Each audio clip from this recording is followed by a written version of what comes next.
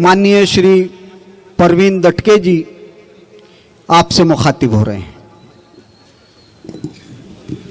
All India मुशायरा इस कवि सम्मेलन में उपस्थित हमारे माननीय आमदार माननीय विकास जी कुंभारे, महाराष्ट्र राज्य के माजी मंत्री माननीय अनीस जी अहमद, इस मुशायरे के अध्यक्ष डॉक्टर शफरुद्दीन सहील साहब, मंच पर उपस्थित सारे देश वर्ष से आए हुए सारे कवि और उपस्थित दोस्तों, इस मुशायरे में आने का मेरा ये पहला मौका है।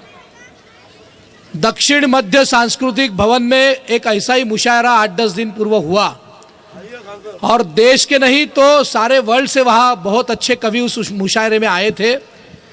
पहली बार मुशायरा सुनने को मिला। इस मुशायरे में जो देशभक्ति की बातें होती है, जिन शहीदों ने इस देश के लिए अपनी पूरी जिंदगी पूरा जीवन दिया, उनके बारे में अच्छी बातें कही जाती है।